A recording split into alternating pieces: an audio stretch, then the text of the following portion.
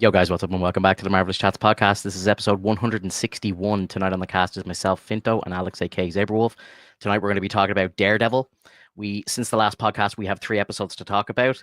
We're going to talk about the Avengers Cast. We're going to talk about some Spider-Man news, some Star Wars news, and anything in between. If you're new to the channel, make sure you hit the subscribe button. Leave a comment below if you're watching a replay. Let us know what you think of all this content. And without further ado, here we go. Yo, what's up, dude? Hey, what's going on, buddy?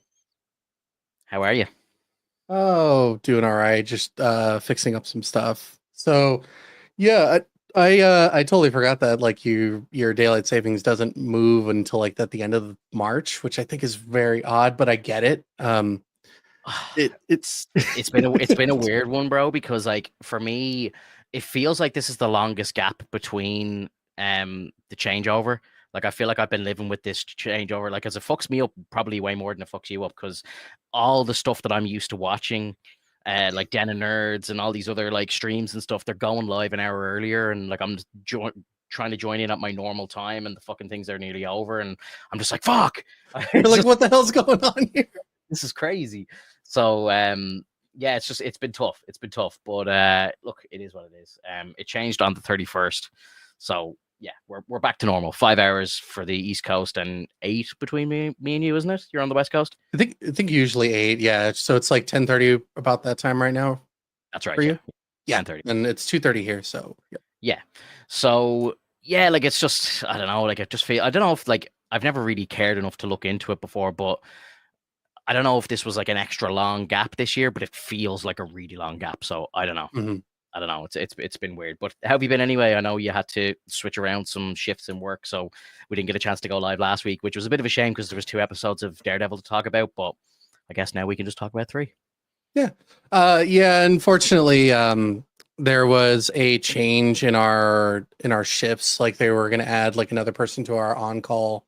Yeah. And it was going to be from like a different team. So like they're trying to shift some of the work over, like instead of 70-30, it's like 80-20 now. And which is a little concerning because it's like I'm pretty sure we can handle it, but at the same time, it Yeah. probably frees up space for some of us. Yeah. So we have more room to kind of like work on other things that are just more important, and then we just let the other team just worry about all that kind of stuff.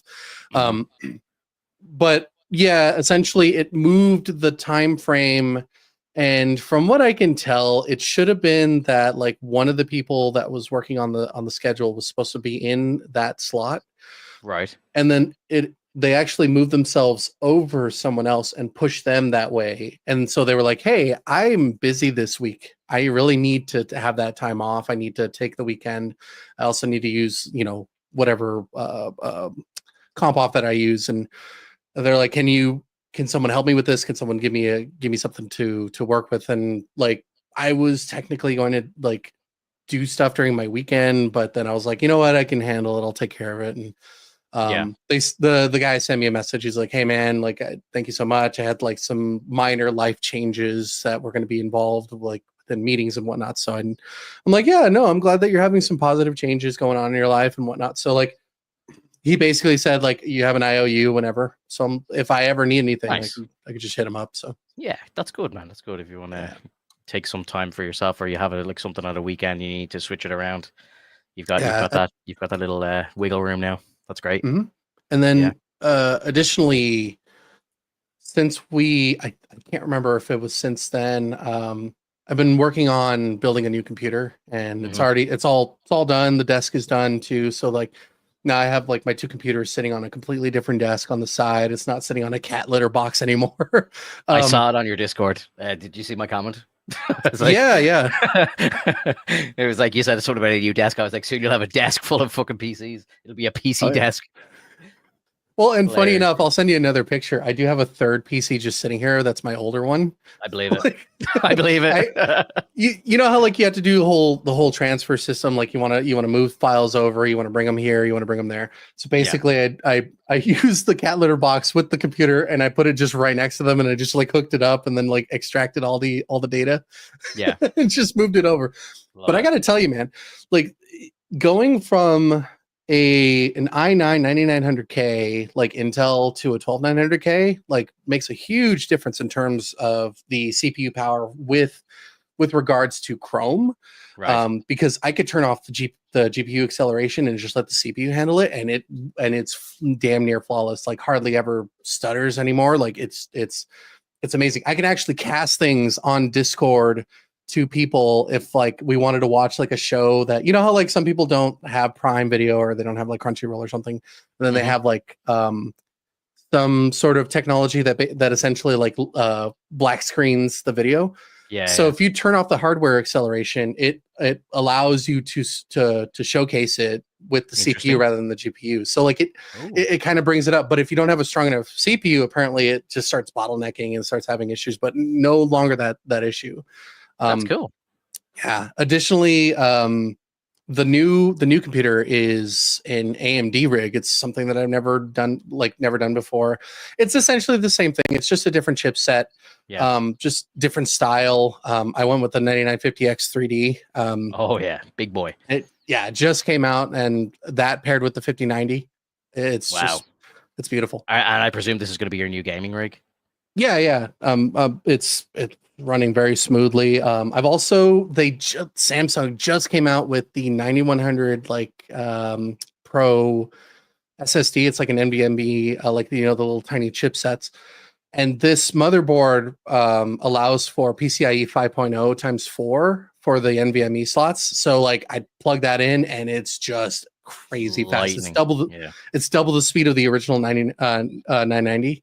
Jesus. It's so good, man. Like I'm excited that I did upgrades for me. I did upgrades for Katie. I moved some of my old storage units over to hers because she was still running a standard SATA. Yeah. And so I moved her over to NVMe, and it's just like 10 times the speed for her. So it's like Wow. That's tons of amazing. stuff. Oh, Love dude, it. I'm jealous. I do want to build a second rig myself, and I was looking at going down the AMD route for a gaming rig, and then my existing rig, I'm going to take my 4070 out of it, put back in my 2080, and just let that be my like streaming PC, so I don't Yeah. have to go and rebuild OBS and all this sort of stuff. I can just literally continue as I am on this, and then if I get a second rig, that'll turn into like my gaming rig. I'll just download all the games and shit onto that. That's my plan. A bit of advice is that you should export everything that you've got when you're doing like when you're starting the transition, especially if you're going to like swap up things. If you said you're not going to really change out OBS or anything, but I would at least archive your setup, like your docs and everything, like everything that Yeah. you've got, Well, the because OBS will be staying on the same machine, though. It won't be moving to another yeah. machine. Yeah. But But I'm I saying think I like if back you it up to the do. cloud. Yeah, Yeah. just back it up. That Yeah. because I that was a pain in the ass for me. I had to go Yeah, back yeah. into the old computer and like pull it and bring it over Yeah. to the new one. Dan's asking a question here. Do you really notice the difference between the third gen and the fifth gen? Oh, are you talking about the storage or the 3500 for CPU probably. Are they talking about the RAM? Because the RAM is different. Yeah, it's like currently running. I think the max is like 6400 megahertz. Jesus. I Yeah, think that's great. I think I ran the whatever it is that AMD has. I don't remember the name of it, but in Intel it's called XMP or Extreme like memory like processing. The NVMe storage, it's absolutely faster. It's like it's double the speed, so you're not really going to notice it like too well, but you'll like if you're like me, I don't know anybody that plays WoW, so I always akin it to WoW. So like in World of Warcraft, when you started the game in Classic, you can get a mount that goes up to about 100% speed, and that's in like just mounted ground mount. It's 100% speed. That's great. In Burning Crusade, they introduced flying mounts, and when they got you your first flying mount, it started at 60% speed flying, but 100% speed like running. When you got 5,000 gold and you go and you upgrade to the epic flying and you get 330% speed, yeah, that's a huge difference. So like I basically doubled my speeds, and I do see a difference. I really do. Like everything pops in a lot faster, everything loads much smoother, everything feels like it's going crazy fast. And I'm really enjoying it. Like I would really highly recommend it. But if you don't have the rig for it, I don't recommend it. If you're just buying it just for the sake of the fact that it's like new, you have to make sure that your motherboard fits that. Otherwise, you're just gonna be stuck with. Because I fucked up. Like when I was trying to put the 990 into a PCIe 5, it's not gonna do anything for me. It's just gonna go to the max. It's just gonna have a little bit more leeway and whatnot. But like when I saw that Samsung came out with like a new 9100, and there's other brands that do the same thing. It's like 15 I think it's like 15K read write. It's fucking it's bananas. It's really That's nice. Crazy, dude. That's crazy. I even see it in Steam. Like when I'm downloading things, like I see the network. My network's still not great because I'm using a network switch in order to handle all the bandwidth that's coming in from like all the different sources. So it's not going to be like perfect. It's not going to hit the gig speeds or anything. But once it downloads the file, and just integrates it into the NVMe, it's essentially like it's so fucking fast. That's so sick, man. That's so sick. I'm happy for you, man. Just want to give a shout out to people who are in the chat. If anyone's listening to this on Spotify or whatever, they can't see the chat popping up on the screen or anything. So just shout out to anyone who was here before we went live, and big shout out to Todd here as well. I know he's down in Australia. Is it Australia or New Zealand? I can't remember, but yeah, he says he's getting used to the new streaming day. Yeah, we're live on Wednesdays now. Always, if anybody's catching replays or stuff, just comment below. I'd love to know who's watching this on a replay. So let us know what you think of it, and yeah, we'll shout you out in the next one maybe. But let's talk about some nerdy shit, because we've been live for like nearly 12 minutes now, and we haven't even talked about anything yet, except for I've been PCs talking about shit. some nerdy shit. No. Yeah, of course. I mean, like geeky shit, but I could sit and talk about PCs and shit all day, and that's what I'm saying. I gotta kind of reel it in, otherwise we'll be here all night. So we didn't sit down last week. I did a little short like solo stream. It wasn't a podcast episode, so for anyone who just follows the podcast, you haven't missed anything. But I did go live on the channel last week just for like 40 minutes and just kind of hung out with the chat and stuff. It was actually fun. I think weeks that you're not around, if I don't have like somebody to do like a little guest spot or something, I might just go live myself and just kind of shoot the shit on the YouTube channel. And I actually went live on like 2 different Twitch channels as well. So it was cool. We had a little kind of like multi-chat thing going and all. Like it was kind of fun. So maybe I might start doing that on the weeks that you're not around, just to kind of keep the channel like active. And then as well, we have a clips channel as well, which I don't know, it's like nobody's subscribing to it, but there's like clips that are going up there that's actually getting like views and stuff. So I'm gonna keep just uploading shorts to it. And it might trickle in some new viewers and stuff. So we'll see how it goes. Again, it's now that this site does AI clipping for me, it's not really a massive amount of effort just to get some stuff on that channel. So it's easy enough. But yeah, look, let's kick in. You weren't around last week, so I don't know how you felt about 5 and 6, but let's talk about Daredevil. We've got 3 episodes to go through. What did you think about episode 5? I'm going to apologize off the bat, because I know I can remember episode 5, but for some reason I'm kind of blanking on what happened in episode 6. So maybe you could refresh me on episode 6, because obviously I watched them a week ago, but I watched them like right away, like back to back, like probably most people did. 5 is sticking out to me because it was kind of like a side quest mission. It was like a little like DLC kind of off the bat side quest, which I know a lot of people. I was kind of reading a lot about it online.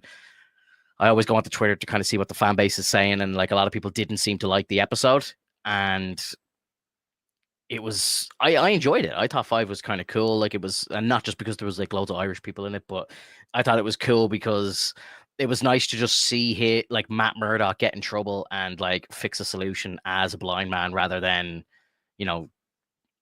coming back as Daredevil and bursting into the thing, and it just kind of felt nice. It felt different, Right. Yeah. I can understand why some people would not find the episode to be like appealing. And I think I understand why, and correct me if I'm wrong, audience. Like, I think that episode should have been episode 1. That would have been quite nice, actually. I think the design of that episode really would fit the schema of like kind of the return of this character, and how we would essentially like see Matt coming into the bank, and he's talking about getting a loan, and obviously Kamala's father is there, which is a nice nod to Miss Marvel. I think that really works well, because it shows that like, yes, there are some people like from Jersey that like have to go into New York and or like, you know, Hell's Kitchen and Yeah. essentially do their work. And so when you see him show up, it's like, oh, that's cool. So okay, so it's around this time. We already know that what's been going on. He's already saying that Miss Marvel is a thing, and so like it's She's a on the really West cool nod. Coast meeting some friends. Yeah, Did you catch that? Yeah, so like I was like, oh, Alex is gonna like that one. yeah, like obviously they're gonna be like from what I understand, they might Young be Avengers. you know either doing the Young Avengers or even like maybe possibly doing the West Coast Avengers. Yeah. Who knows? But either way, it was just a nice little nod. It felt great because it was fluid. Everybody loves that fucking character. Like her family is actually well received. They do a pretty good I think job. the family are better received than she is. Strangely in enough. in some cases, I still like her. I still think that Yeah. she's a great character. I just think that they didn't give her enough to work with in terms of like her powers or what kind of like responses that she should give, and like she's still young, so like we still have to kind of gauge it as like she's still learning. We have to give her some leeway. It's just the storyline for the show itself for Miss Marvel didn't really end well, so like it kind of left a sour taste in my mouth, but other than that, I still like the character. Yeah. But anyways, like, so if that were a first episode, how awesome would that be? Because considering that St. Patty's Day and the Irish and all that dealing going on, and just like you said, Matt, being a blind man, being just a lawyer who happens to be there, who's basically going to save the day, keeping it under wraps that he's actually a hero. And then like credits, you go to the next episode, and I would say like even if we go into Muse, we kind of get into this. Like it would be cool if it was set up as more of I would say like a daily dose of Daredevil, in a sense. Like when we in the next episode, it really feels like it's just there's a new villain in town, and they're killing people, and they're bloodletting them, and his name is Muse and whatnot. Like. And he's been debating about putting on the suit for some time because it's been kind of quiet. And then, you see Fisk around, and it would have to change the dynamic of like how Fisk comes into the world as the mayor. But like, I think it would work in terms of like him just going like, fuck. Cause remember he goes, fuck it. And he puts on the suit and he goes out and he goes to basically attack Muse. But like, I'm kind of getting ahead of myself, but basically just, I like the idea of it turning into a kind of like a slow burn, but like a good burn. Yeah. Because then we get like the action, we get the feelings from Matt and the seasoning and whatnot. Especially like during the bank scenes when he's conversing with with the guys, and they're negotiating. The cops outside are negotiating. They're not aware of what Matt's trying to do. He's trying to save everyone as best as possible. And it all works out. Like, and we even see like that brief moment of him putting on like a mask, but it was like one of the villains' masks, which I thought was kind of like a cool nod. Oh, dude, that fucking leg break was insane. Even though I've seen it like 10 times, just watching it in the show, I was like, oh, good. It's just so vicious, man. It's crazy. It's great. I love it. Yeah.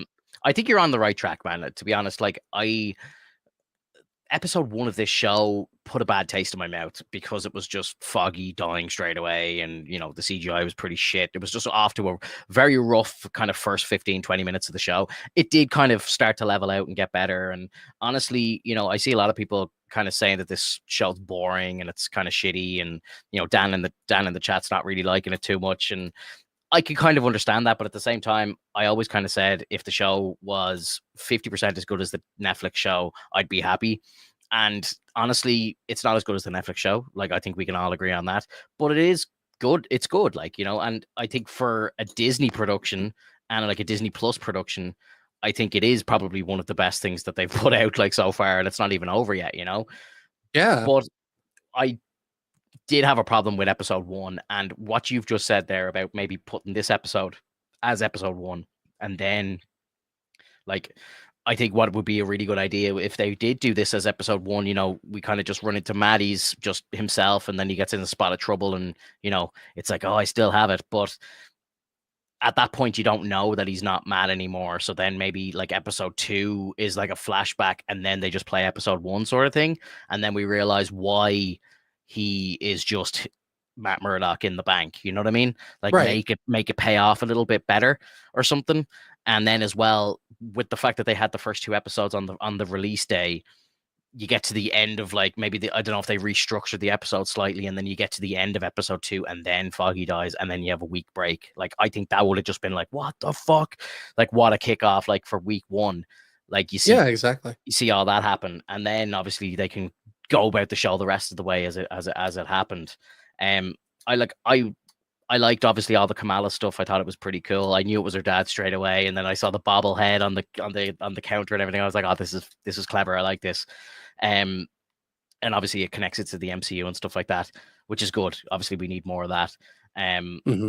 The connective tissue, even this show as well, still kind of feels a little strange. And I'll talk about episode 7 in a little bit, but I just feel like there should be maybe a little bit more connective tissue than there is. Like we are deep into the MCU right now, and like there's not really, like, I know we got a slight mention of a guy in a spider suit, and that was kind of it. But like they don't seem to be talking about like the Avengers or anything like that. Like, and there seems to be a big deal that the Daredevil is back. Like, it's like you've got Spider-Man floating around the city. Like like realistically, would you really give that much of a shit about Daredevil? Like, he's a street level character.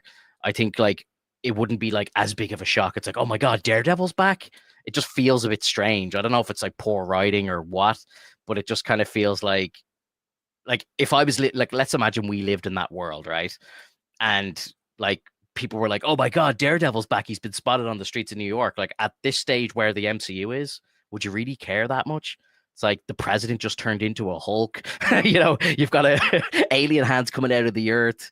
Thanos snapped away half of reality. It's come back. The Avengers, all this mad shit. Like, you know what I mean? Like, I just feel Right. like, there's a guy who's like a superhero, yes, but like in the eyes of the rest of the superheroes, like you've got literal gods coming to the earth. Like, you know what I mean? It's like there's the Asgardians like live on Earth now. Like, you know what I mean? It just feels like it shouldn't be as kind of magical that Daredevil has returned as it is. It just feels a bit strange to me, is what I'm trying to say. I don't know. I don't know if they're really taking into consideration what's happening in the rest of the MCU right now. Because to me, that wouldn't really be as big of a deal as it is. Like, your one's record at the window, and it's like, oh, the smashed window, and it's like, oh yeah, Daredevil was there. It's like, and like, okay, cool. Did we not see the fucking president turn into a fucking villain right there? Like, it's just, I don't know, man. It feels a bit strange. I mean, I get what you're saying, but locally, I would understand that it's definitely more on the side of like, locally he's very popular, but outside the world, yeah, I get that. You like, it would be kind of weird though to really undermine him, considering that it's his show. Like, I don't think most actors would want that. I definitely understand that, but Yeah. I think what I'm trying to say is like, again, we're not in Hell's Kitchen for this show anymore. He doesn't live in Hell's Kitchen anymore, so this show doesn't take place in Hell's Kitchen anymore. He's living like in like Midtown or whatever now. Like, he's just in the city, right? Mhm. And like Fisk isn't in Hell's Kitchen. Like, they say it at the start of the show. They're like, "Oh, I haven't been to Hell's Kitchen in quite a while now," and blah blah blah. It feels weird to be back here. So, if you're talking about just New York as a city, like realistically, I know the spell happened and people don't know who Peter Parker is, but like random people still know who Spider-Man is. Like, Spider-Man still, saved the fucking world basically. So I think like everyone would be like, holy shit, like, Spider-Man is like New York's superhero. Like, he's been to space, he's an Avenger, blah blah blah. It's like Daredevil's just a street level dude, I suppose. Well, I mean, so it's Spider-Man though. Like that, like it's hard for me to agree with that. Like it's still, you're spectacular, your friendly neighborhood, you're amazing. Like he's still all that, but like he's Yeah. still 100% down to earth, your friendly neighborhood Spider-Man. If he wasn't anything of the sort, I don't think people would like him as much. If he was just that high up like Iron Man, then like it wouldn't fit. But that's Yeah. what separates him from Iron Man is he's still a scrappy kid. He's still learning the ropes. He's still got a lot to learn, and it feels good that way. But like I get what you're saying. I guess like I just personally, I wouldn't want to see it as like, oh, he's a god now. Like that would kind of put a sour taste in my mouth.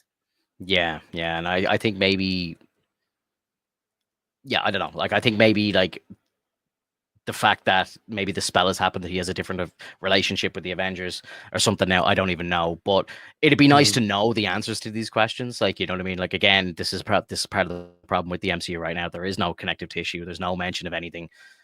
You know, we don't know what's Right. happened after No Way Home. Like, No Way Home came out when, like, fucking 3 years ago at this stage. Like, it's ridiculous. Like, and we still haven't seen, like, or even heard anything. I understand, like, you know, the real life relationships between Sony and Marvel, it's harder for them to kind of be dropping proper cameos into the MCU because it needs to be with Sony. I fully understand that, but like, you know, you could at least have a mention to something somewhere. Or, do you know what I mean? Mackie could have been talking about him a little bit in the movie and just like, you know, oh, that Spider Kid's pretty weird, and kind of hinted that he doesn't know who he is or something, you know, Right. something like that. Like, I just feel like there's.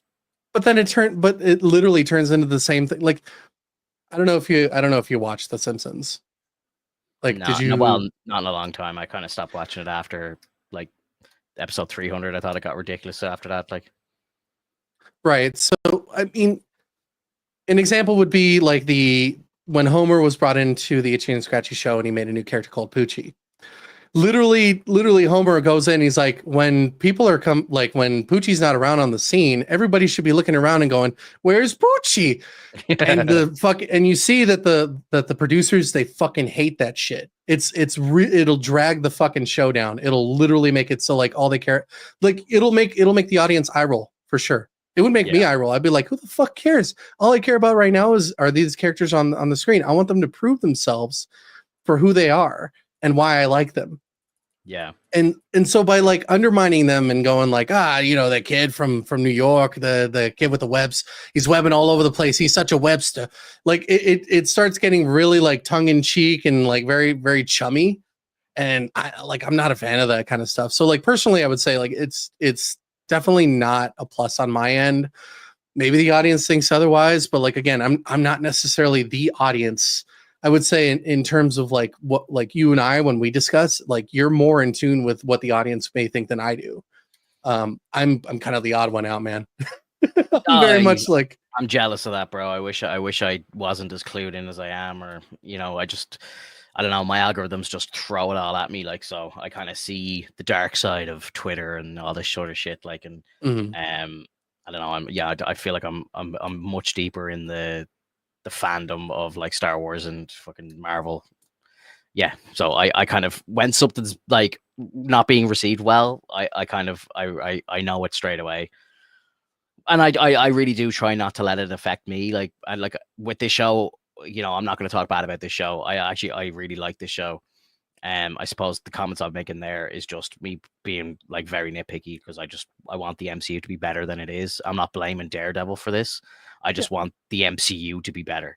You know, like the Infinity Saga was perfection, like for 95% of it. Like, you know what I mean? It was incredible, and everything was linked together, and it all made sense, and it was all one big giant story for the most part. And you know what I mean? Like, heroes showing up left and right and mentions to this and that, like, and it was all just one story, you know, where now it's just all so lost.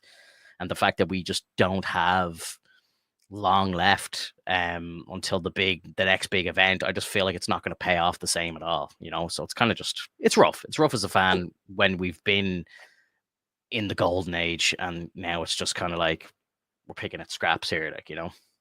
they're in a bit of a rut. They're like, they feel like it's an emergency to have to get Doomsday out, like that, to get Doctor Doom going. And you know, because we were originally going to get like Kang Dynasty, where we're going to get like things regarding Kang, and then the whole Jonathan Majors situation happened, which I mean, like, I get it. It was a tough situation. Yeah, like, and what could you do? But like at this point now, they feel like they have to rush things because they need to kind of shadow the fact that like that was soured. So like I get it, but I think they're going the wrong way with this because they're panicking, and if they panic, it's going to make us panic. Yeah, Kang was lame anyways. He was lame because they didn't get a chance to show him. Like we got a glimpse of him in Ant-Man, and that in my opinion, fared decently well for the character. I thought that Jonathan Majors did a good job like running that through, but He was it he was the didn't. best. He was the best part of a shit movie. Yeah, So I feel very bad for him in that sense because he didn't get a chance to really kind of spread his wings. Because I feel like he is a good actor. I feel like he was really good on Loki, and yeah, I just feel like his Conqueror Kang or whatever it was just fell flat because the movie was terrible. You know. yeah. Yeah, and obviously, I'd heard some news there during the week that apparently, like Into the Spider-Verse, the third film was going to very much link into the Kang Dynasty movie, and I think that's why Mhm. it's been delayed so long, is because they've actually had to completely rewrite that film because it wouldn't make sense to release it as it is now. So like I don't know if you saw the news, it's getting like a 2027 release date now. Yeah, I saw that. So And I it's presume they're completely redoing it now, I'd say at this stage.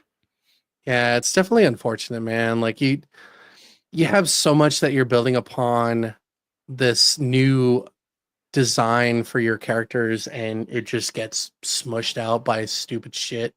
Yeah, And maybe we would have seen a grand design where Kang is obviously a very great character to use, yeah, but then this gets smudged, and even then they could still involve Doom. Like, they can you imagine if they had done that, like Kang Dynasty and whatnot, and they still make it so that Doom kind of takes over in the second set of like Avengers movies. Like maybe they do the two movies here with Kang, and then they do another two movies with Doom, like being the end result, kind of like they did in a similar fashion, I would say, like for the first two Avengers movies, like, when we have the first Avengers movie and then Age of Ultron, and then mhm, we have another two for like Infinity War and Endgame.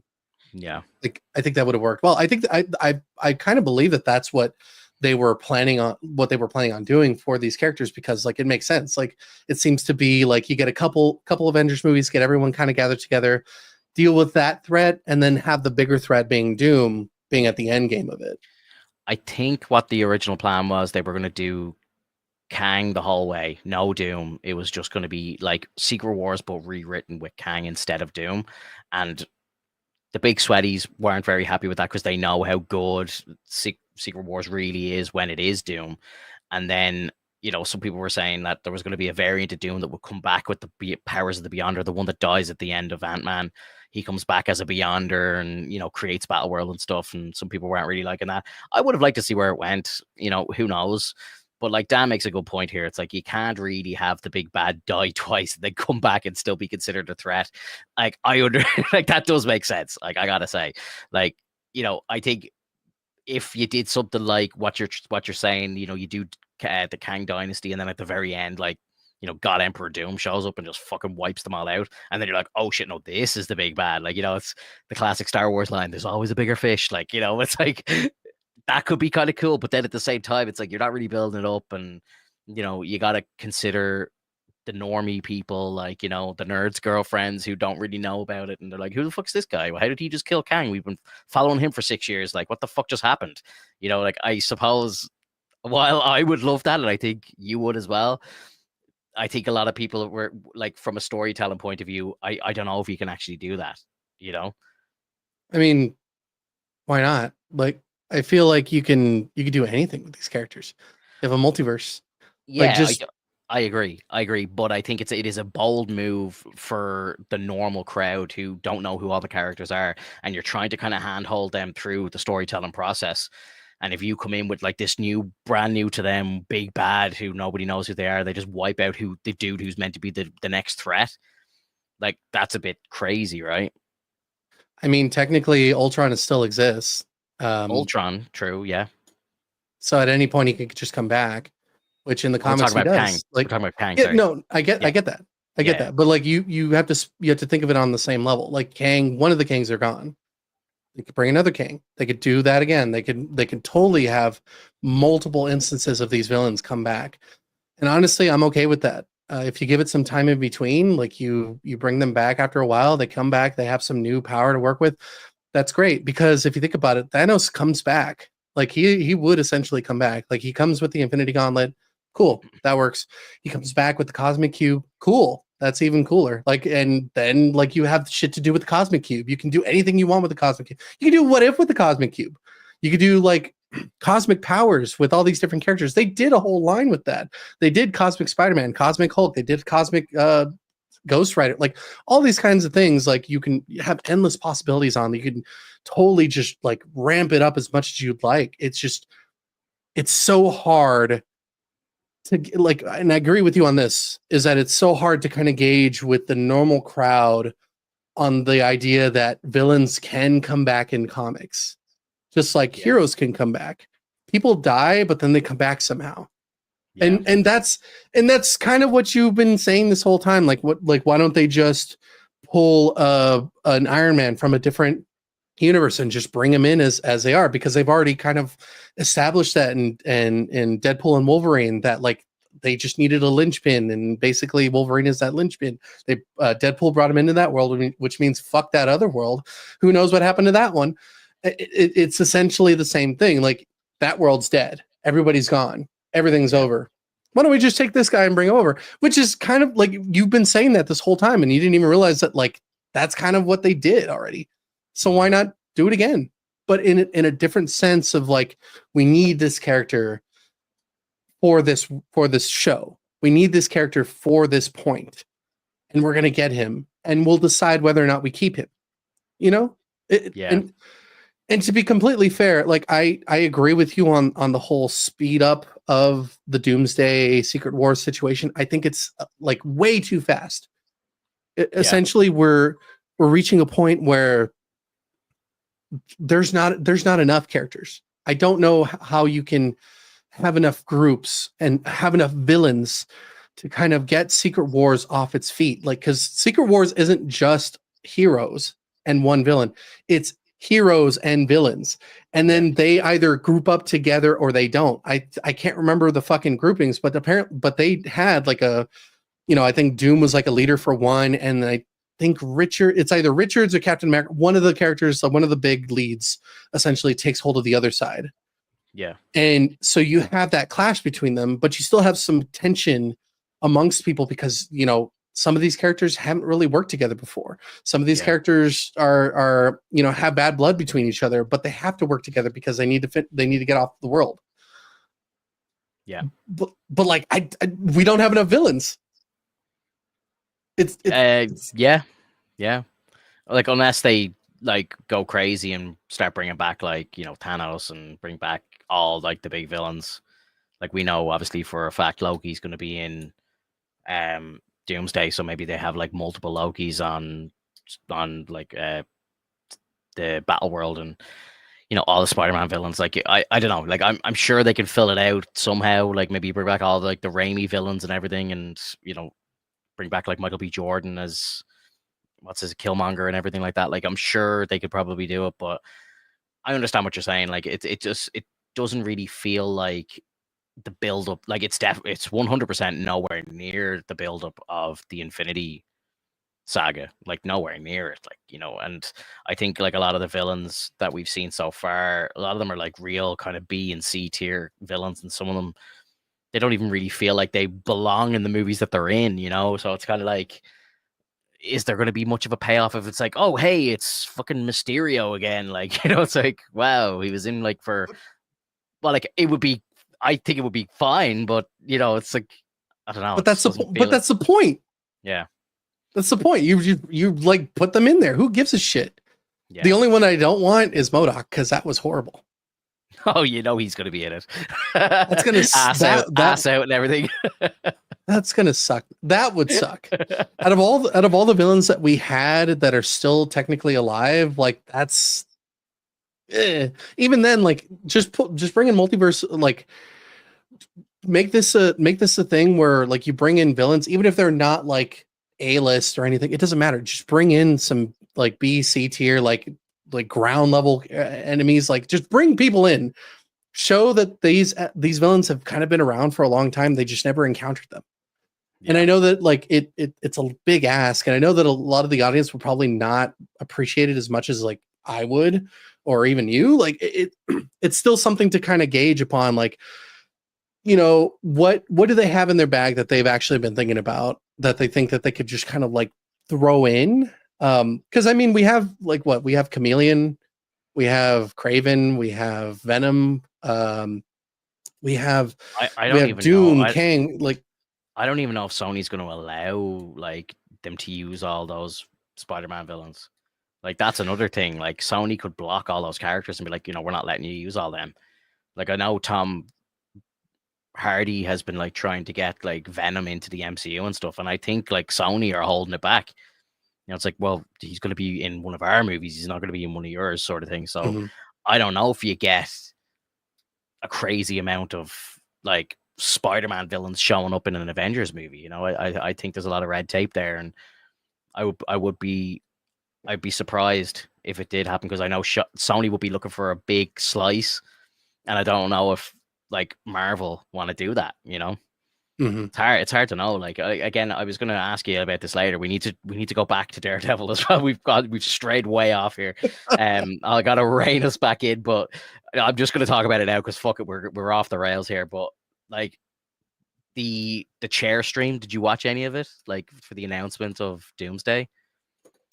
Not necessarily. I just saw like a list that they were gonna bring in, and from what I understand, it's not the full list. They just wanted to kind of give us a teaser of what's to come and who's essentially saying yes, I'll be there.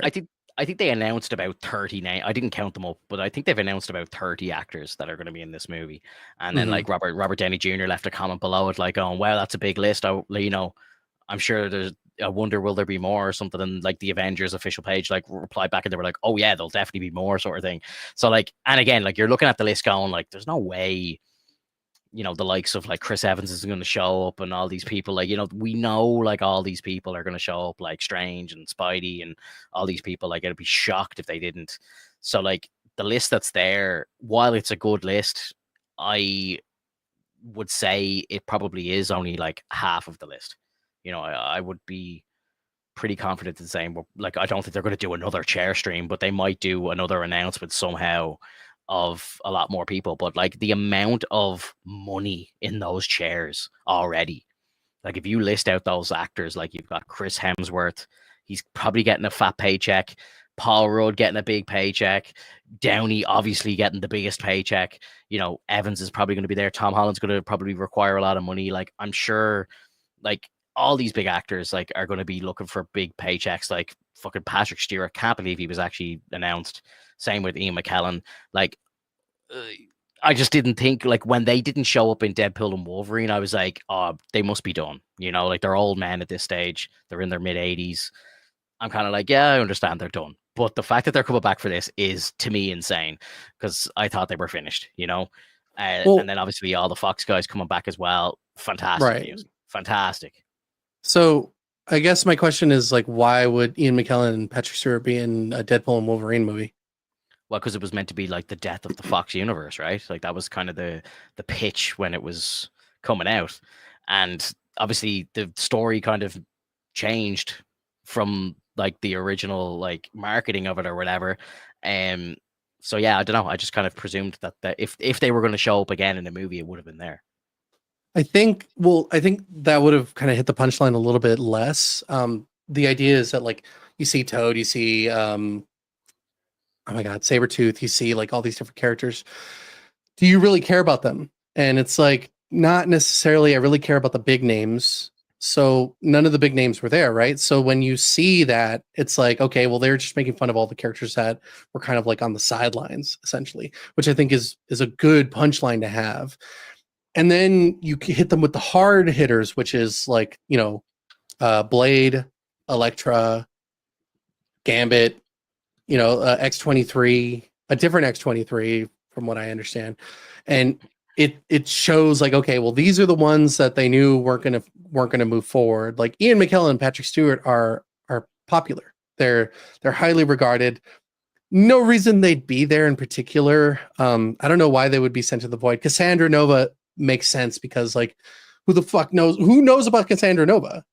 Yeah. Nobody. And like even when they showed the Human Torch, it was more so like a joke because it's like, oh, that's cool. Like I mean, we were all assuming it was Nomad or Captain America, essentially, Yeah. like just a rehash, or maybe he was stuck there or something. And so we were like, oh, okay, now it's connected. And then they do Flame On, and then that whole joke comes in, and then it's pure gold, man. Like it's perfect. If you put higher beings of popularity into the mix, I think it really smudges what they were ultimately trying to do, which was tell a different story. And it worked out well. Like I really enjoyed everything about it. Like and I thought it was really fun. I didn't care who else showed up. I just thought it was all gravy. Yeah, no, they definitely stuck the landing. Like it was a phenomenal like success. I just thought if there was going to be a place for like them to return, it would be for Hugh Jackman's entrance into the MCU. You know, it just on paper would have made sense for me, but this definitely does hit a lot. Like it's a much bigger shock. So it's as you say, it's got a better payoff. I just hope that they're not in the movie for like 30 seconds. Like I don't want to see them just stupidly die or something. You know what I mean? Like I'd like for their appearance to kind of mean something. But who knows? You know, let's see what happens. I don't know how insane this movie's going to be. Like, you know, like is it going to be like a kind of the void getting destroyed, and we're just going to see like a shit ton of characters just dumped onto Battle World and just start getting erased straight away or something? I don't know what's going to happen. Like it's or are we just going to see universes getting destroyed, like, and the creation of Battle World, and we just get like do you remember how they did it in like, I don't know if you saw did you watch the Flash movie? Yeah, didn't we talk about it? I don't remember. I can't Was remember. That unmemorable? Yeah, I can't remember if you watched it or not. I know, obviously, I was going to watch it, but I can't remember if you watched it. But you know the part where like he is running in the Speed Force and he starts seeing all the DC like Elseworlds. Yeah. I pray that they don't do something like that where it's kind of like, you know, we're just seeing like the destruction of everything, and we just get these flashes into like, you know, 838 and whatever, like in 1610 and all these different universes, and that's where we see them, because that would kind of just feel cheap to me. Like, you know, I'd like to see an actual story develop, like, and not just kind of like there goes the Fox universe, see you guys, and it's like, you know, Stuart and all just kind of like going, oh no, and then like everything just disappears like a fade to black sort of thing. Like I would hate that. You know that's exactly what's going to happen, right? I'm like so you know scared, that's bro. exactly So you know they're gonna, you know for a fact, you've already called it, that Yeah. they're gonna show like a little screen or like a big ass screen that says we've checked countless worlds. Yeah, like it's literally it's going to be like we've checked various worlds, and it's going to pan to different universes. All were failures, and then you see Patrick Stewart and Ian McKellen fucking vaporized, and then it's like, but we found like the best of the best, and then it shows like everyone. It's like you are the ones that are chosen, and then it shows like all that. I think it's going to be that much of a bullshit kind of plan where like there's some actors who are like, you give me 10 seconds or you give me $10 million. Yeah. Because like that was like my original point. Like looking at all these names coming out on the chairs, I'm like, how much is the budget for this fucking film? Like it's insane what's happening right now. And then again, like we know there's some big actors that are most definitely going to be in the film and they're not even on the chairs. So it's like pricey. Before they even shoot a frame, like they're hundreds of millions in wages. It's fucking crazy, man. Like they must really be confident in what they're going to do. I think, the return of the Russo brothers and Robert Downey Jr., I think they've pretty much guaranteed $1 billion movie. Like I think this could easily outperform Deadpool and Wolverine on the big screen, and that movie is like a $1.4 billion movie. So like I think they know they have a close to $2 billion movie no matter what. Like even if it's not as good, I think the vast majority, or anybody who's watched a Marvel movie in the last 20 years, is probably going to go and see the next Avengers movie. You know, anyone who has seen Infinity War and Endgame, like they're the last two Avengers movies, people are going to be like, fuck yeah, I'm going to the cinema to see the next Avengers movie, you know? And I think most people will do that in the first couple of days as well. Like the fucking opening night, I would say, is going to be insane. Like when they release like pre-sale tickets and shit, I think it's going to be crazy how many people buy pre-sale tickets. Like I think they're going to know off the bat before any reviews come out that they've made like 500-600 million. Like it wouldn't surprise me worldwide at all. And then like, you know, I think, you know, like if the cameos are good, second weekend will be phenomenal. Third weekend will be great. Is still, you know, people will start going to see it a second time. because it's going to be one of those movies where it's like there's going to be so much happening that you're going to be frazzled when you come out of the cinema, because it's just like shit. I can't even take in all that information, and you're probably going to want to see it again. You know? Yeah, I could see that. Yeah. So I think it's I'm going to call it now 2.1 billion box office when it's all said and done worldwide. 2.1 billion. I don't care about domestic. I'm a global numbers man. 2.1 billion. I'm put it out there. Highest grossing movie ever. bit of a reach, but I like I'm not opposed to the idea behind it. I don't think it's that much of a reach, man. Like honestly, not that much of a reach. I don't know. I think it's a part of me thinks it's going to hit like maybe. How much was Deadpool and Wolverine? So I was kind of like basing it off of that. 1.4 billion, I think. 1.3 something. I would say 1.75. Like I think it's going to get close. Do you know what the global gross for Endgame was? 1.8? 2.8. 2.8? Nice. Yeah. 2.8 and like 2.799 fucking whatever. Like they were like half a million off hitting 2.8 billion. And honestly, and this movie's doing 2. That was 2019 before COVID. Well, like what was the time frame? Like how long did they have before they cemented those numbers in? Oh, that's like all said and done, finished every single, like it could be on the big screen for a month. Like, you know what I mean? That's just when it's all said and done, it's all over. Those are the box office numbers when it's finished. Okay. So like 1.6 max. Even it's like 1.6. I think it's going to cross 2 bill. I'm going to call it there. I'm calling it like over 2 billion. Seriously. Because if you got to think as well, right? Like COVID's well gone now. Like there's no restrictions anywhere in the world right now. So there's no excuse for like cinemas to be closed or, you know, screenings to be, you know, cut in half or whatever, or like, you know, remember you have to do like social distancing and all that sort of shit. Like all that's well gone. Like I know they try and claim that sort of shit for a lot of the misperformances of some of the movies in the last couple of years. That's all out the window. But what has happened since all that, inflation has been through the roof since 2019. So for me, I would say it's almost twice as expensive now to go to the cinema as it was in 2019. So think about that. Think about the amount of extra money that's coming in, because people are still going to go and see this movie, even if the tickets are $20 each. And whereas opposed to when Endgame was out, the tickets might have been like 14 each. So there's a lot more money coming in too. I think this movie is 2 billion easy. But then you have to take into consideration the inflation. So you would have to compare the numbers. Like they don't do that. They don't do that. I mean, you got it, man. Like you have to find out like how much it is in comparison to the previous movie, like due to inflation. Yeah, I understand what you're saying, and you're right. You're technically right, yes, but I don't think Hollywood they don't take that into consideration. Like, you know, like I think if a movie does a certain number and someone beats it down the line, it is what it is. Like, you know, I don't think like they're going in to go like, well, like, you know, Titanic in 1997 made this amount of money, but now in 2025, that's actually worth like 6 billion instead of 2. You know, you don't think that they compare that? You don't think they compare? I've never really. Shit. I've never heard James Cameron trying to say that shit. Yeah, they're not going to say it. They're absolutely not going to say it, but they know it. They know Titanic's a fucking banger.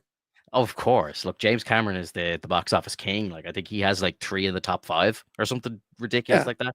So look, I understand, but what I'm saying is like obviously you could make that argument that like with the amount of money that Titanic has made, you could multiply it by 5, you know, like in today's market. But again, we're going off the numbers that it did at the time. Yeah, like this is James Cameron does this, right? So like there was like a kind of back and forth between like one of the Marvel movies, I think it was Infinity War or Endgame, and then like James Cameron will be petty and he'll re-release Avatar just to let it take number 1 again. Yeah, and I've been saying this for years. Like Marvel should re-release Endgame. If they re-released Endgame again, it would jump straight to number 1 because it's close. It's not that far off, and Avatar's been released like 4 times, and it's number 1, but it's not that far off. So I think if they re-released Infinity War and Endgame, could you imagine if they did like I know this month they're talking about doing Star Wars Episode 3 because it's the 20-year anniversary. Like if they did like an Infinity War and Endgame at the 10-year anniversary, like a double bill, like you could see the two of them in IMAX back to back or something, Mhm. bro, they would sell some tickets. They Yeah, would sell man. some tickets. I'd go. I'd do a double bill. It would be incredible. Yeah, it But was Endgame. Yeah, Endgame was yeah, like the biggest thing in the world at the time. It was insane. right. Absolutely So insane. like, that's what I'm saying though. Like, you can't necessarily not compare it to the money of today. Like, you have to give it that leeway. Like, so if you were to take whatever is the top grossing film of all time, and you compare that to whatever film that you had, like, I'm pretty sure they still weigh out the numbers and they go like, oh, okay, no, this still made more than what we anticipated. Yeah, like I understand what you're saying, but I think the way that like the Hollywood look at it is like money spent at the time.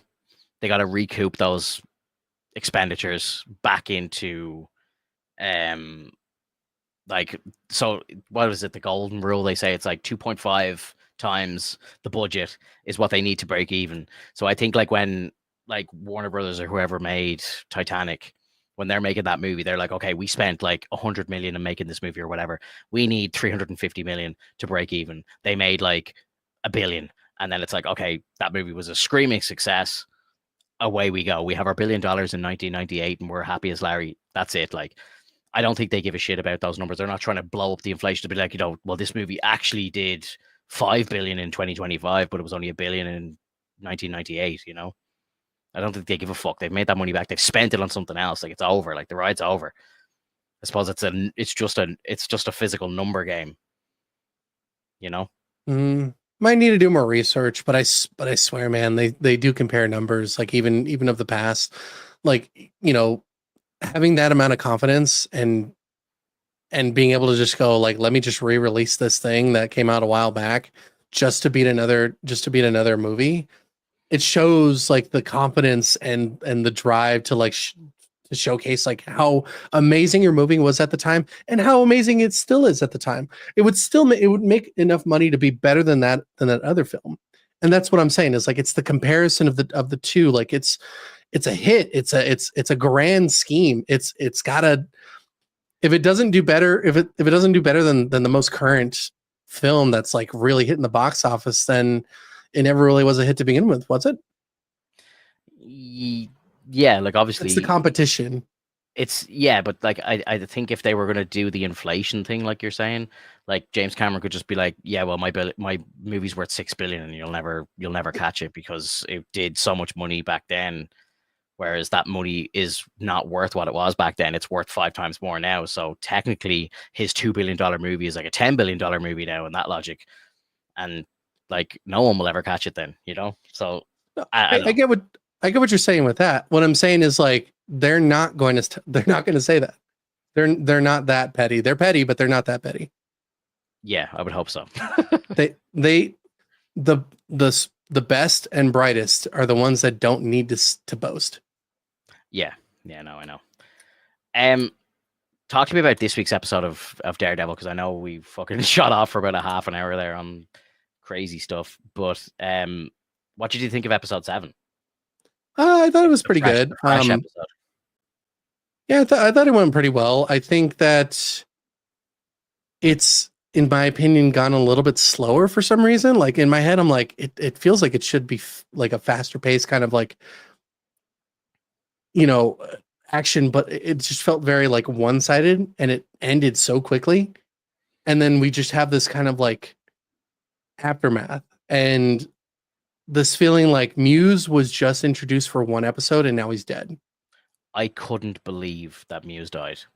I was in shock, bro. I was in shock. I So thought, bad. like, when you saw him getting shot and stuff, I was like, surely that's not him dead, right? Because like I'm like, who's like, what's going to happen with the last 2 episodes? Like, I've seen a lot of like the scoopers and stuff saying that the last 2 episodes are like newly written and they're like the new show, and this is kind of the end of like the original script and stuff.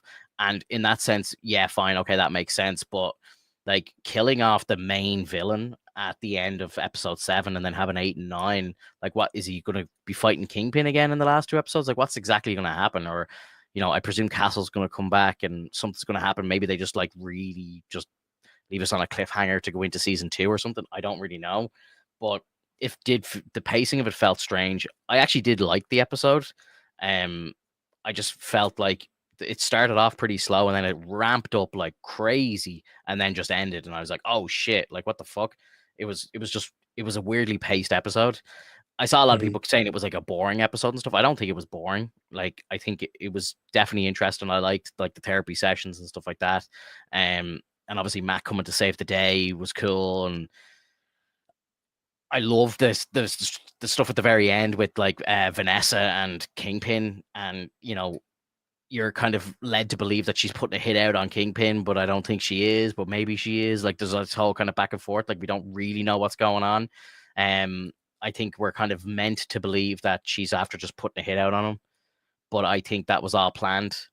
To be honest, I think the text that she sent was actually sent to Kingpin instead. How did you perceive that? Like, did you perceive it as Vanessa was trying to get Kingpin killed, or do you think that Vanessa was texting Kingpin to get the Irish guy killed because he's not actually paying attention? He's Um, talking about going rogue. Probably. It's hard to say, considering that I believe Vanessa knows that like the person that she slept with was dead, essentially. Excuse me. Um, it, it's hard. It really is hard to say, considering like they kind of like transitioned it perfectly well to give that obscurity. But I do like the idea that maybe she did put a hit out, and now it's like a feeling of like she's going to try to betray him no matter Yeah. what now, because because like he promised not to do anything to that other guy.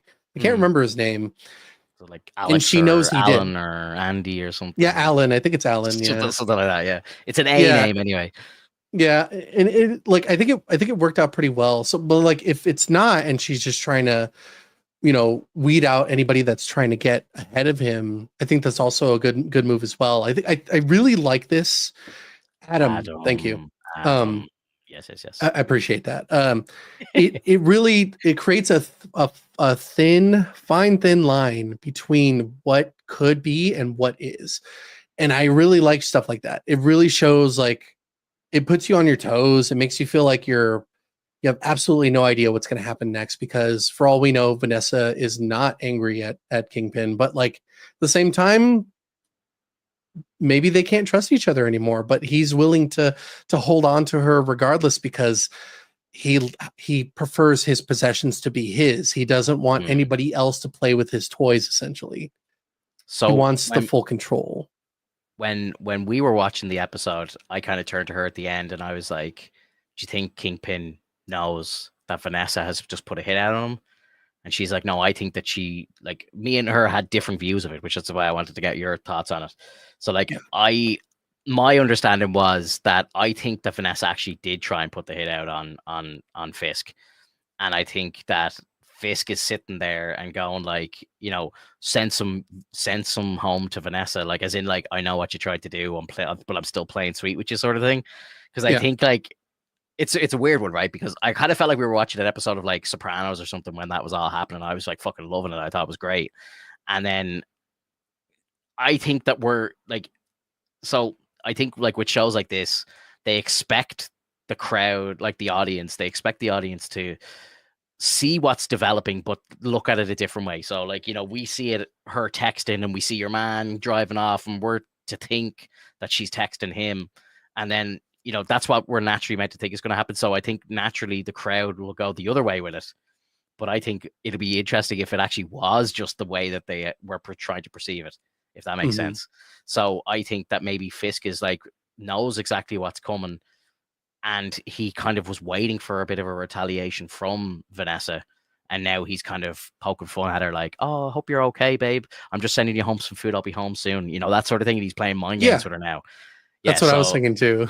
yeah. So, but I think a lot of people think as well that Vanessa was actually texting Kingpin saying he's coming alone, blah, blah, blah. And that's why they had the shooter sitting there waiting and so on. So it could be either or, like, but I don't know. I'm excited. That has really kind of lit a fire under me to see where the whole storyline goes.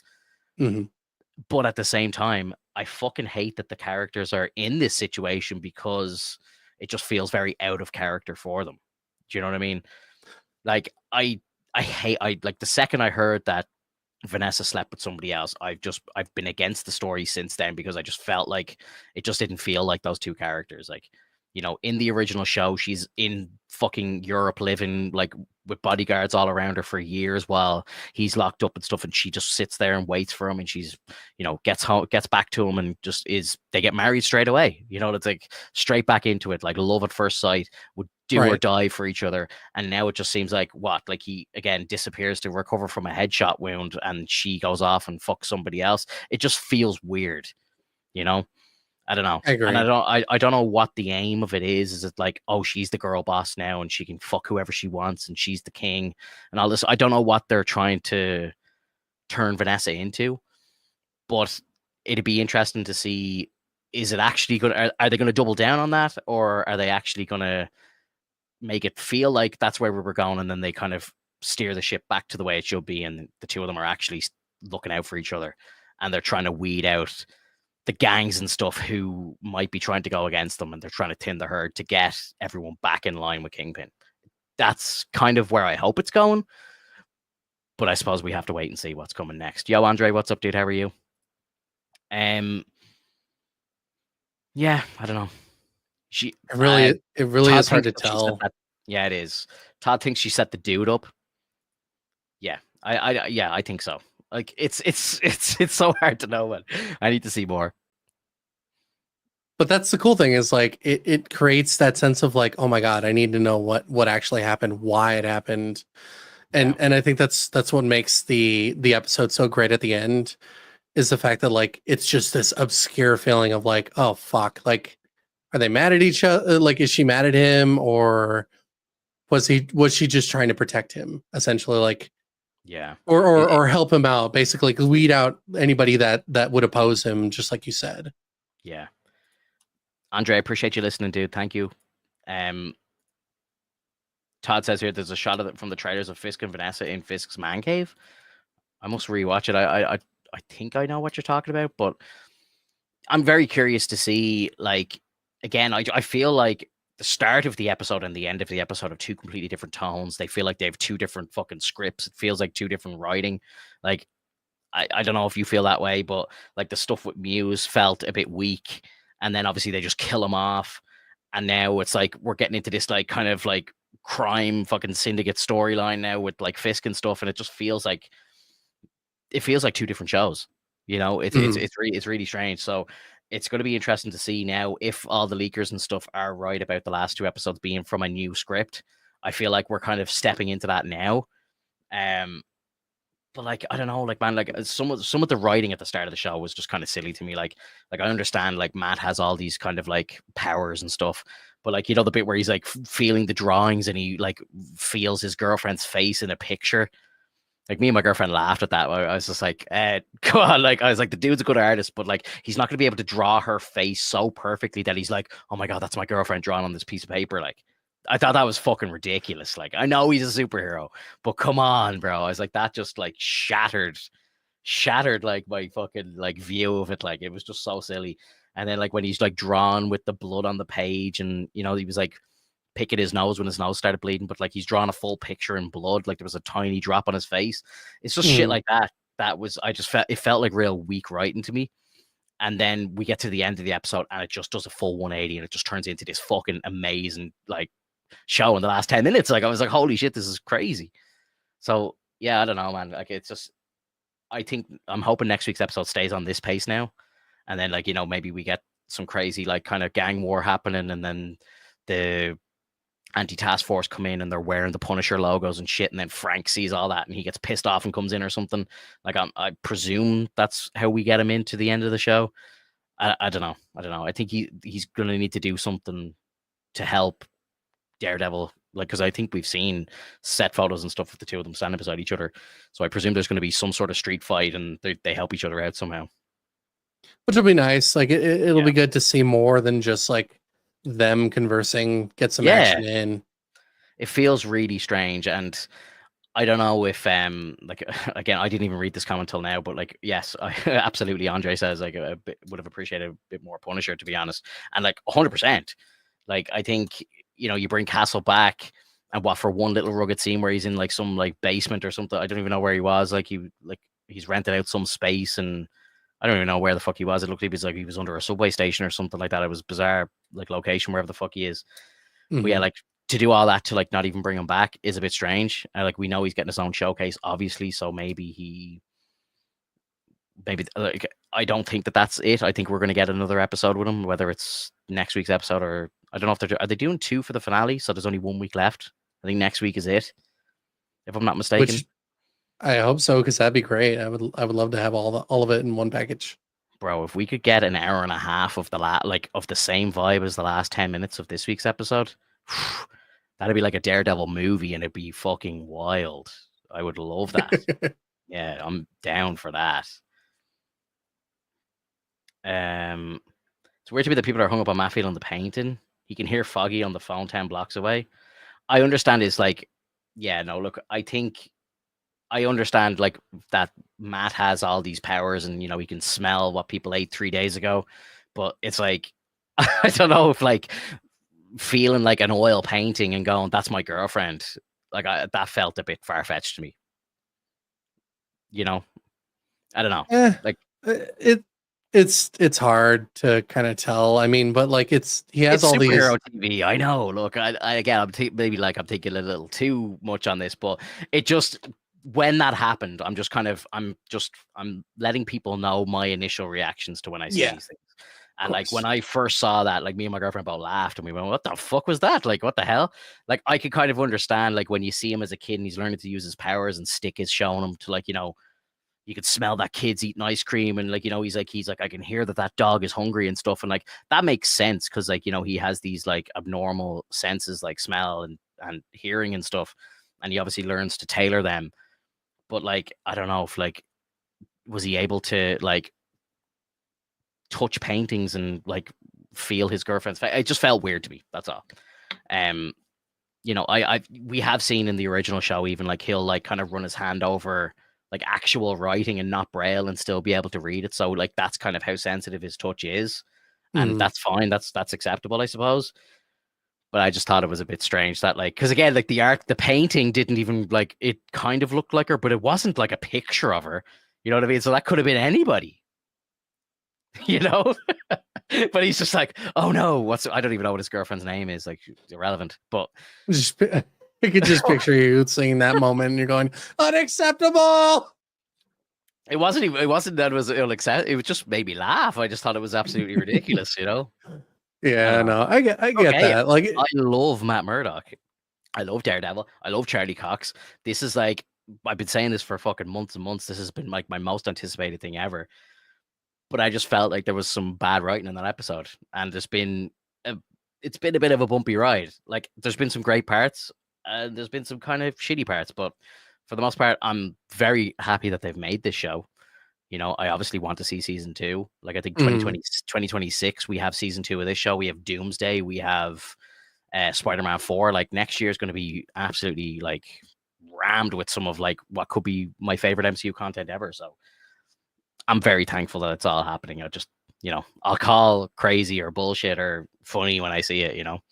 Yeah, of course. I mean, that's the whole fun of it, in my Yeah. opinion. You kind of like you see all the flaws in it, and you're like, okay, well, I mean, yeah, whatever, okay, fine. Yeah. Um, I think I and have a then problem. but I you, definitely have a problem where I read into stuff too much, like, and I'm kind of like, if I see something that is a clear mistake in a show, I'm always kind of like, how the fuck did that get through? Like Final Cut, like that would drive me mhm. crazy. So I don't know if I pick at things too much, but I mean, we all do. Like, we all have our moments where it's like, really, like, I couldn't let that go. And I do the exact same thing. There's a lot of moments that I know that I have where it's like, I probably should have let go like certain aspects of certain shows just to kind of turn my brain off. do you ever see But when I mean, people like? ultimately, Do you ever see in movies and stuff where people pick up the phone and the phone's upside down? That shit drives Yes. me crazy, bro. Yes. I'd be like, cut, we're shooting the whole thing again. I don't care how much it costs. You're going to pick up the phone properly. Do you know what I mean? Like, or actually make a fucking phone call. Do you know what I mean? Like, call a number in your phone, have an actual conversation. That shit just, or do you ever see like it? It's like, you can see that they're clearly just like on the home screen and it's like, hello, hello, yeah. It's like, you're not even on the phone, bro. Come on. We can see it. Dude, they did that with I can't remember what show I was watching. I think it was either Supernatural or it was Friends, where like you see the front screen and it's literally just like a display screen. Like you can Yeah, totally tell it's just the like the demo screen that you see yeah, at places. yeah. It's Let fucking it go, wild, let dude. it go, says Dan. I I know will. it's hard. It's hard to I'll let let it it go. go. I'll let it go. I'll let it go. Moving on. Uh, I saw some like Spider-Man news, and I think it came out like for me on April Fool's Day, and I was like, okay, Sony, what the fuck are you doing? Like releasing this news now? But apparently, we have a title for the next Spider-Man movie, Mhm. and we have the release date for the last of the Into the Spider-Verse movies, which is great, obviously. Um, do you think like because I think like Doomsday and Spider-Man are coming out in the same year, and I believe that Doomsday is released first and happens first in the timeline, and then Spider-Man 4 happens.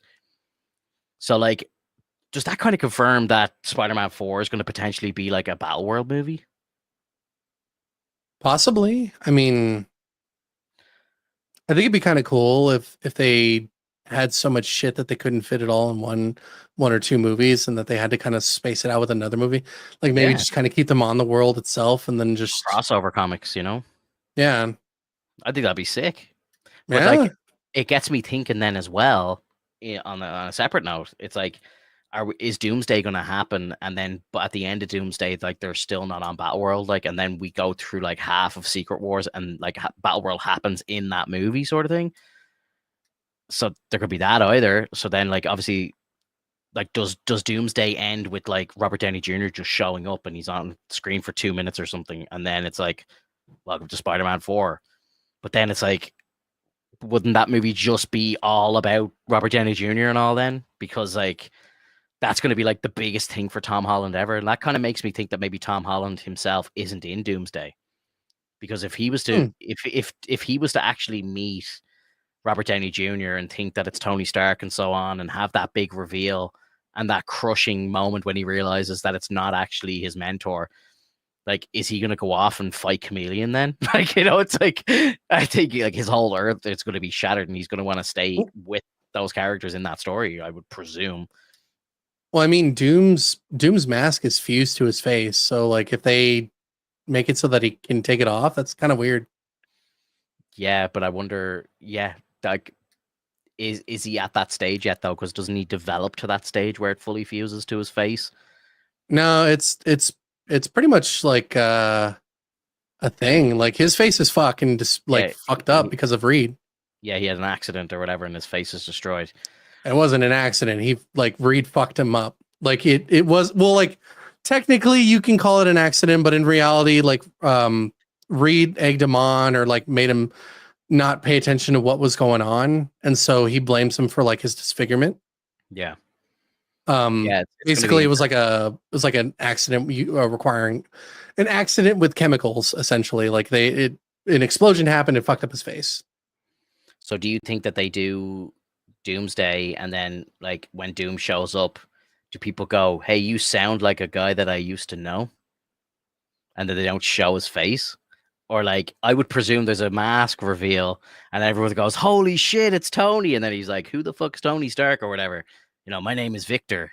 You know, like I presume something like that is going to happen because there has to be this big like shock value where everyone thinks like, "Oh my god, it's Robert Downey Jr. He's back," and then it's like, "Wait a minute, he's a different guy now." I guess Like, now he's just somebody that I used to know. exactly. Or he sounds like somebody that I used to know. No, and uh, then cue that one song. yeah. Now you're And just somebody that I used to know. Todd says in the chat here, it might be on my own here, but I don't want a street level Spider-Man movie. Won't make any sense to the current MCU. It sounds really boring. I honestly, I'm such a Spider-Man fan that I don't care which way it goes. Like I would be happy. I just want a Spider-Man movie. I don't care which way they go with it. I think you're right. I think with where everything is, I think it would not really make a lot of sense for it just to be Peter going to college and he's fighting some street level thugs. Like I just think that would be a bit lackluster. But at the same time, it would be kind of cool just to see him kind of take a bit of a break and have a bit of a side quest. And then at the end of his movie or the last 20 minutes of his movie, Toby shows up or something and it's like, yo, kid, come on, we got to go and save the fucking multiverse again. And then it's like, oh, okay, fine, whatever. And then I think that would work as well. I don't know which one I want to see more, but I think there's like pitches for both movies to sound great. I just I don't know which one they're gonna do. It sounds to me like they're gonna do maybe a bit of a half and half. Like I think we're gonna get to see the unknown Peter Parker start college on his own, maybe meet a new girlfriend or something like that, and then shit's gonna hit the fan. I don't know. Because again, you got to think in the same year we're gonna have just seen Doomsday, which is fingers crossed gonna blow our minds. And then if we go into like a Peter starting college and he's eating baked beans out of a tin and has no money and he's like struggling to live, that probably would be quite boring. So yeah, I kind of agree with Todd in that sense. Whereas if it starts off and it's like Andrew Garfield swings in and it's like, yo bro, like shit's popping off, all our worlds are dying, we need to assemble those Avengers you were talking about the last time, and then away we go. That sounds pretty epic too, so I don't know. I What do you think? just I don't I just don't see I just don't see how they don't do just groundwork. Mm, We still don't understand what the repercussions of the spell. spell did, because everyone knows that Peter Parker is Spider-Man, right? So in this case, nobody knows that Peter Parker is Spider-Man. Yeah, so he gets to But have a break. Kind of. well, I guess what was the implication of the spell anyway? Like, was that everyone would forget him, or Everyone everyone would would forget Peter Parker. So because I think I think the original spell was to make people forget who found out that Spider-Man was Peter Parker, but then the multiverse is breaking and Peter says these people are all coming here because they all know that Peter Parker is Spider-Man, and that's why he's like, just make everybody forget who Peter Parker is. So right? he's just, no one knows who Peter is anymore. So And then, okay, so then Spider-Man still exists. exactly, but think of him as never taking the mask off. No one knows who he is. He's just sounds like this young kid from Queens. They probably don't even know that about him. But it's like Spider-Man's just Spider-Man. There's no Peter Parker. Right. Yeah. So So Peter's just some then, random kid going to college, probably getting a job in the Bugle, taking pictures. Like I presume the idea why I like this the street level stuff is because I really liked how they wrapped up that trilogy and turned it into a kind of really long origin story in a slightly different way. But by the end of it, we come around to Peter struggling and living in an apartment by himself. And obviously May's dead, but that was a twist. But you know what I mean? Like that was kind of his Uncle Ben moment. And now we have the Peter Parker that we know from the comics, but it's just they went a completely different route of getting them to there.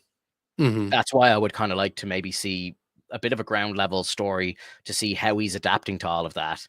And then, we see him making the suit and so on. Like, let's have a bit of him just in a suit that he made himself. Like, this is his, like, kind of first suit because technically he had the wonky homemade suit, which they all have. And then they make their first proper suit. So we're now only at Tom making his first proper suit at the end of that movie. And then obviously we'll get to right, see it develop into some tech and stuff. Because obviously, if Peter Parker doesn't exist anymore, the Stark Tech won't know who he is, so he has no access to the Stark Tech anymore. right. Yeah, so Um, I kind of like that idea.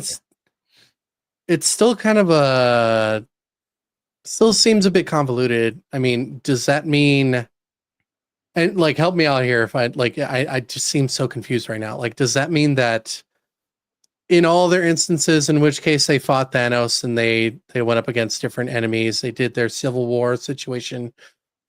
Does that mean that they only think that's like Spider-Man was there, or any semblance of Peter Parker that was there gets erased, and so it's just like bits and pieces that they see in their minds in to assemble what Spider-Man is to them? I guess that seems kind of like that seems to be like kind of the big question mark in my head is like where does the line get drawn? Like at what point do they go like because they know that Spider-Man is Peter Parker throughout that entire time, right? So Civil War, how no. I think he's just the young kid. He never takes the mask off, and it's kind of just like, Steve even says to him when he's fighting, but he's like, "How old is this kid?" yeah, So they don't really know who he is or anything. But I think by Endgame, he's fighting like they're all in the big battle against Thanos, and he's got the mask off, and he's like, "Hey, I'm Peter, by the way," and he's introduced himself to everybody. But what right. I would like to see is, like you said, I'd like to see the repercussions of the spell. Like, does Strange still remember who he is? Because I know the way it ended, Strange is kind of like, it was nice knowing you, Spider-Man. Like, so it feels like he's going to do the spell on himself. But can you do the spell on yourself? Because he talks about using the spell before, and when he's talking to Wong about it, and he's like, "Oh, do you remember the full moon party and thing?" And he's like, "No," and he's like, "Yeah, of course you don't, because I wiped it from everyone's mind." So, but he still remembers the full moon party because he talked about it. Mhm. So maybe Strange might remember. And I really like the idea of in the comics the way Hulk remembered. Do you remember? He's like Banner forgets, but Hulk remembers. So maybe you could do a Yeah, storyline where Ruffalo maybe remembers somehow. Just the power of the Hulk remembers or something, or maybe if he splits them up again, like Hulk will remember, but Banner won't, or something. Like I think that would be nice for them to do something like that, because right. I think while like it'd be very lonely and like my heart broke for Peter at the end of that movie because it's like just the pure fear of just being absolutely alone, nobody, no friends, no family, no nothing, no money, like you're living in a shoebox. Like that is terrifying to me, like to have nobody. And I just, yeah, my heart broke for him. So I would like to see how that develops, you know? Yeah, like I would too, and I think that's why I'm trying to like gauge in my brain like like at what point do we know that he has absolutely nothing? Like can he call upon Strange as Spider-Man? Can or does Strange not know who Spider-Man really is anymore because Yeah. everything is blotched out? Um Yeah. Yeah. Like, I like like, is he still an Avenger? Like, but he's just an unknown person, you right, know? yeah, like Happy doesn't know who he is. We that's confirmed, right?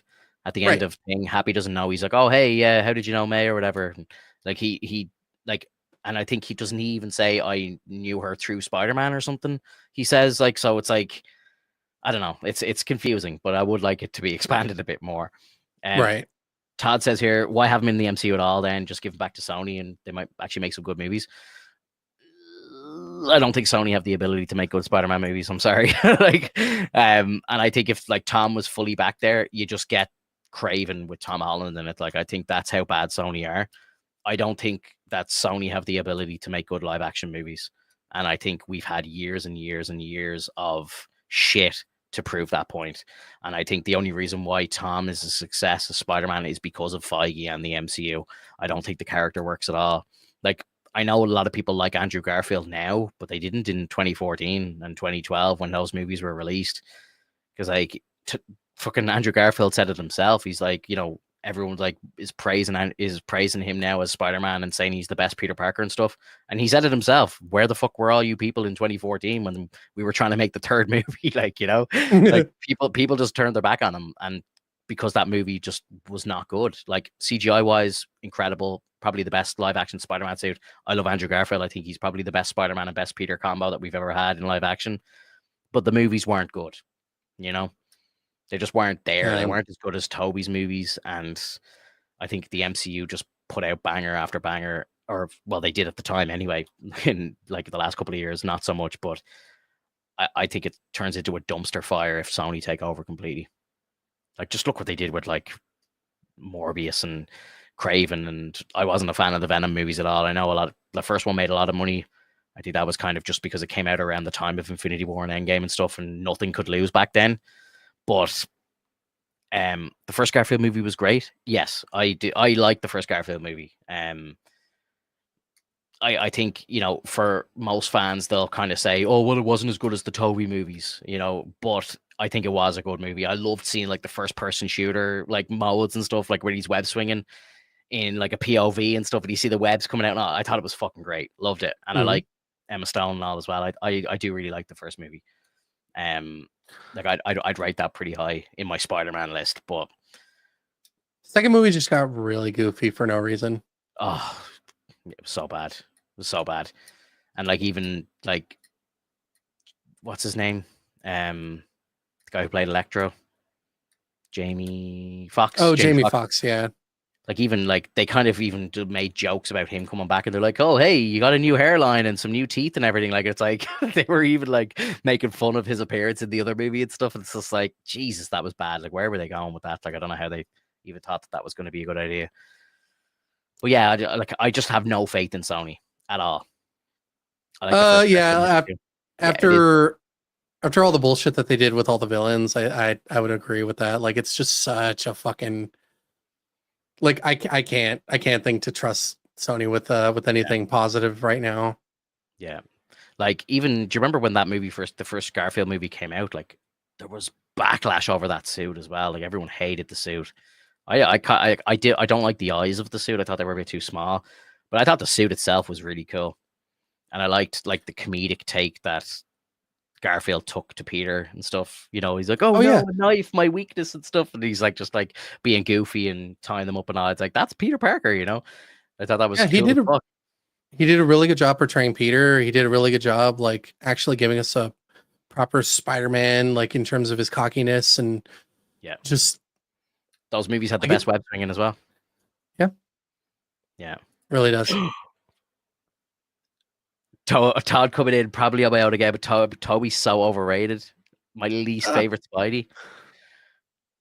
No, no, I gotta say, like, I don't know. I was just Toby was my first, like, kind of like, sorry, well, my first proper introduction to Spider-Man was the '94 animated series.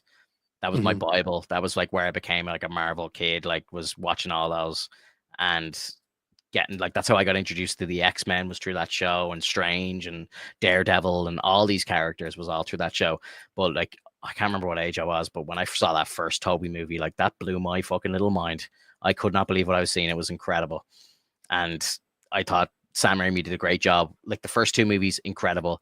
The third movie, I'll never forget seeing that third movie for the first time. I brought like 6 of my friends with me to see it on the big screen, and they were all so pissed off walking out of the film because they fucking hated it so much that they were just like, "You owe us money for that, bro." Like that was like such a waste of money. That movie was bullshit, and like I just I couldn't believe what they did, like how far they fell from how good because the second one, like Spider-Man 2 with Toby, is like one of the greatest superhero movies of all time. I think like it's got to be in the top 5 ever. Like, you know what I mean? Like DC and everybody included. Like I think a lot of people would say like maybe The Dark Knight is like the greatest comic book movie ever made. But I think Toby's Spider-Man 2 has to be on the list. It's got to be up there. It was incredible. You know, Doc Ock was amazing. Just everything about Peter was just so good. Like it was just fantastic. And just like the time, like it was just MTV playing like the music videos like for the movies and stuff. Like you would just be seeing Spider-Man whipping around MTV all the time and all. Like it was just the vibe was just crazy at the time. Dan agrees. Todd does not. I love the back and forth, guys. I love it. I love it. Oh, Watchmen, 300, Spider-Man 2, and The Dark Knight. Watchmen is incredible. I love that fucking film. And I think the first time I watched it, I didn't appreciate it as much as I do now, but it was a great movie. I just felt like it was ahead of its time. 300 is really good. Again, we know Dan's a Snyder fan by this list. Spider-Man 2, incredible. Dark Knight's amazing. Like Dark Knight, I think transcended the comic book genre. Like that's a movie my parents will watch all the time. Like, and they say like how incredibly good that film is, but they wouldn't watch like the next Batman movie. Like they wouldn't really care about the Bane one, but they'll watch The Hmm. Dark Knight and just be like, that's it. Kind of, it's a standalone thing, and that's probably why I would put that movie as number one. I have friends who aren't into comic books, but they'll watch The Dark Knight and fucking love it. You know what I mean? Whereas it's kind of like Game of Thrones. Like Game of Thrones, like I remember I had friends like saying to me like, "Oh, I don't watch Game of Thrones. I'm not into all that Lord of the Rings stuff." That's what like friends of mine would say to me. Yeah, that shit's garbage. Yeah, I'm not into that nerdy shit. The But like, one ring that binds them. Game of Thrones is so cool though. Like it was like Game of Thrones transcended the genre. And I think The Dark Knight did the same. So much fucking in that show. Yeah, there's titties everywhere. We're over an hour and a half live. So I just thought one thing that we could do just before we break up for the week.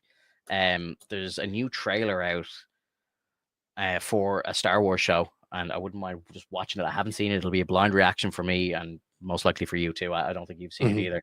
It's called Tales of the Underworld. Tales of the Jedi was like an incredible series. I absolutely loved it. Tales of the Sith was not good, if I remember. It was kind of underwhelming. So I think it was one that was like everyone was expecting it to be incredibly good, but because it just was nowhere near as good as the first one, it was kind of like, oh shit, it kind of hit the fan base kind of hard. Like, what the hell? So it's going to be interesting to see. Are they going to bring it back to greatness, or have they flopped twice in a row? I suppose we'll find out when we see it. But Heath Ledger left huge shoes to fill. Yeah, for any future Joker, that's my Toby. Yeah, that's fair. Yeah, like method actors when they're good, just create this. It's hard to. They recreate the persona so well, even if it's a different version of that villain or hero. Like if they do such a good job, it leaves an imprint, and it's so hard to recreate that. 100%. I remember for my 21st birthday, my grandmother got me this like printout of Heath Ledger's Joker, and I think Heath actually might have been alive at the time. I'm showing my age here, but I think the Heath was actually still alive at the time, and he had been nominated for the Oscar for that role, and the guy who sold the printout to my grandmother was like, if he wins the Oscar, this is probably going to be worth a lot of money. And then he died, and it was like, oh shit. And then he won the Oscar, and it was like, holy shit. So like that print that I have is probably going to be worth a lot of money. And sad thing, I don't even know where that print is right now. It's in my parents' house somewhere, but I fucking love Heath Ledger. Like that portrayal of that character was game changing. Literally, like it was incredible. We only recently in Ireland got those movies put up on Amazon, and I went and rewatched the first one, Batman Begins. I really love that movie as well.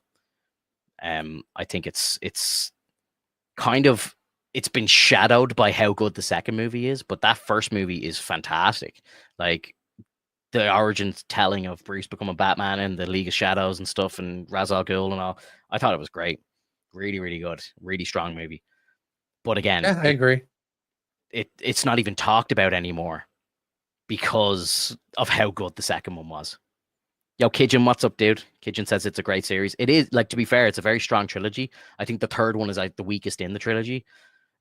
Again, it was still an okay movie. Like it was, I'd probably give it like if the first two are like a 9 out of 10s, I'd maybe give the third one a 7. Wasn't as good, but not bad. That's still not bad. Yeah, it's not bad. It's an average kind of Marvel movie, I would say. But the first two transcend the genre. They're incredible. Anyway, let's watch this trailer, and then we might break for the. Shh. Just do as I say. Never can be too. You can hear that, can you? You can hear the audio. Yeah. I can. I just wanted to be sure that the stream could hear it. Cautious with strangers out here. Okay, so we got some prequel era shit. You're no stranger, Lady Ventress. Ooh, Ventress. Ooh. She's a cool character. We got a problem here. Just saw him right in. May 4th. May the 4th be with you. Of course. Oh, Cad Bane.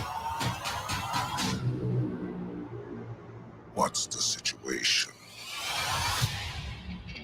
He was your best friend. Things have changed. You took everything from me. Ooh, are we going to learn about Cad Bane? Yeah, that's Are cool. you? I was Count Dooku's lead assassin. I don't want that life anymore. She gave Anakin his scar on his face, I believe.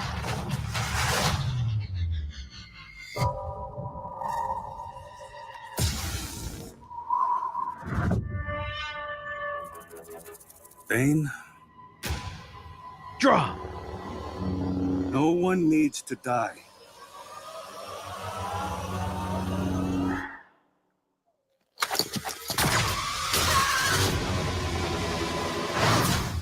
Get them.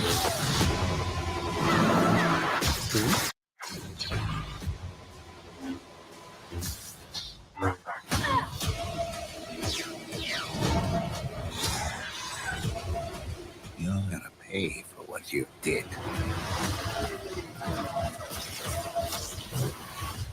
This revenge. I hope it was worth it. It will be. Oh yeah. Woohoo. That looks fun.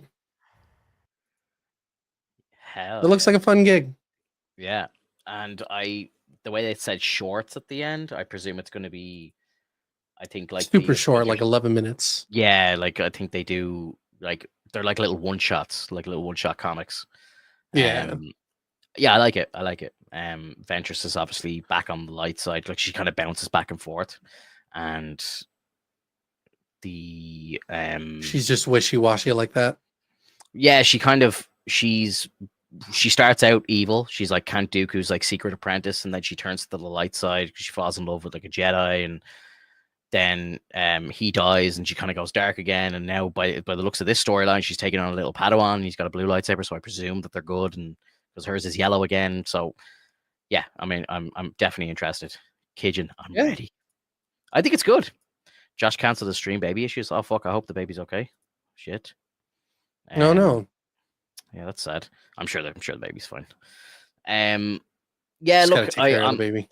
I'm very excited for that show. May 4th as well. Like that's only a month away. Happy days. Like I presume as well they'll probably release all those in one day. Mhm. Like I remember when they released the Sith one, I kind of watched it all in the same day. It was a fun day. It was a fun day. I don't know if have you seen the other two shows? No, not really. You should definitely check out the Tales of the Jedi. That was a great one because like you got to see Dooku when he was still a Jedi and he's training up a younger Qui-Gon Jinn and stuff. And then they did like an Ahsoka episode during Clone Wars and stuff with like Anakin and Obi-Wan and all. It was cool. It was cool. They were all really good episodes. I think the Sith show had maybe one or two good ones and then like 4 kind of really shitty ones, but it was kind of not the same. But this show, like again, I hope they just haven't released a really good trailer, but definitely looks like the vibes are a lot better in this show than it was in the Sith show. So yeah, I'm excited. Hell yeah, dude. Hell yeah. Yeah, look, it's getting late for me on this side of the world here. It's after midnight, so yeah. Always a as good Dan chat, man. says- As Dan says, you need to watch Tales of the Jedi. So yes, listen to Dan. If you don't listen to me, listen to Dan. watch Tales of the Jedi. Guys, thank you so much, everybody, for listening to the cast. Great to be back. We'll be back next week talking about what I think is the finale of Daredevil. It's going to be the last 2 episodes and any other nerdy news in between. If you're listening to a replay, let us know in the comments below what you think. If you're listening to us on Spotify or something like that, leave us a review and we'll catch you in the next one. Bye-bye. Have a good one, everyone.